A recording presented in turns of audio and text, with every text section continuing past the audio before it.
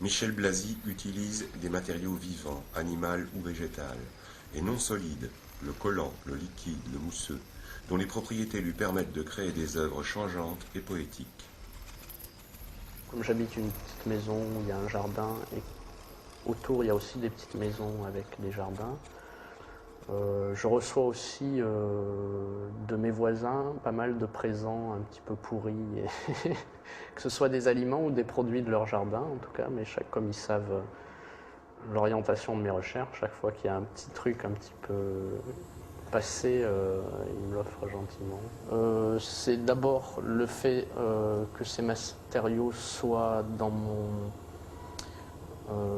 constituent mon environnement de tous les jours. J'ai des relations, enfin comme vous, tactiles et avec tous ces matériaux. Même on en mange certains. Ou alors ça va être aussi des produits ménagers ou des produits, des éponges, enfin des choses vraiment avec lesquelles on est en contact physique tous les jours. Et donc il y avait aussi cette volonté, oui, de travailler avec des choses à la limite qu'on ne choisit pas, quoi. Et les insectes, ils sont arrivés après parce que forcément ces matériaux organiques les ont attirés et que souvent dans les expositions de groupe, lorsque je montrais des plantes en train de germer ou des choses en train de se décomposer, le moindre petit insecte qu'il y avait dans la galerie venait y pondre et s'y installer, quoi. Au début, je n'avais pas prévu de m'intéresser aux insectes et puis ensuite je me suis aperçu que ce que je faisais n'était que le point de départ d'un cycle qui me dépassait, quoi, et que l'intérêt se situait dans ce cycle-là.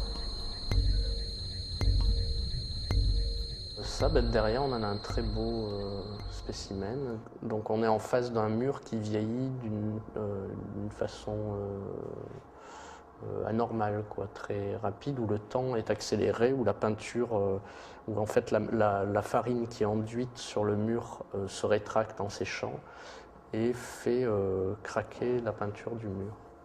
Donc enfin, cette pièce, comme toutes les autres pièces, sont des pièces qui sont vivantes avant tout. Ce qui m'intéresse donc, c'est de montrer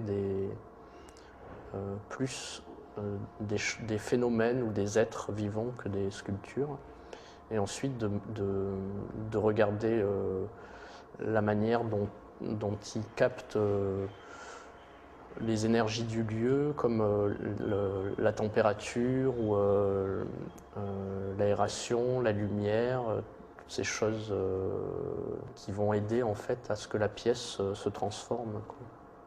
Pour certaines pièces aussi, je fournis des courbes olfactives qui sont l'évolution de l'odeur par rapport à la fabrication de la pièce.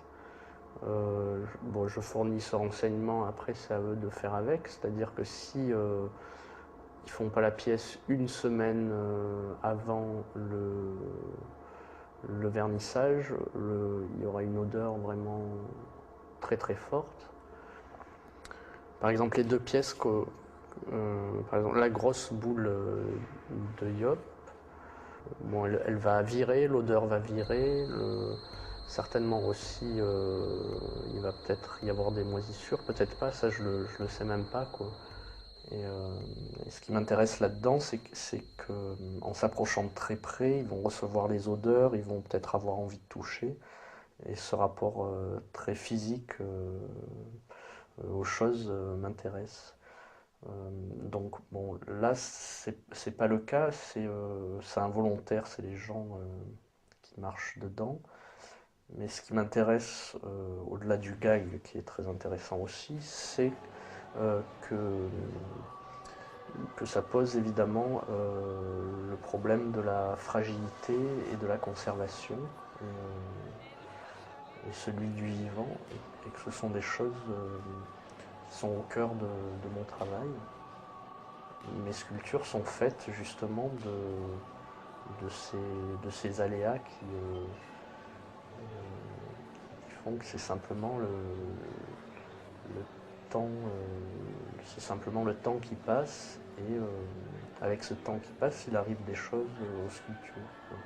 Et donc les insectes, au même titre que l'attitude des gens, tout ça fait partie d'une histoire qui se fabrique autour de la sculpture, quoi. Et donc en fait c'est cette histoire-là qui m'intéresse plus que l'image figée de la sculpture. L'histoire de la relation de la sculpture avec les êtres vivants qui l'entourent et avec son environnement, quoi. Parce que s'il se passait rien, euh, d'ailleurs des fois il se passe rien, quoi. Pour moi c'est raté quand il se passe rien. Quand bon ben voilà, le temps ne fait rien sur une chose, quoi. Enfin déjà c'est impossible, mais quand ça se voit, où on voit que le temps ne fait rien, bon pour moi c'est pas intéressant, quoi.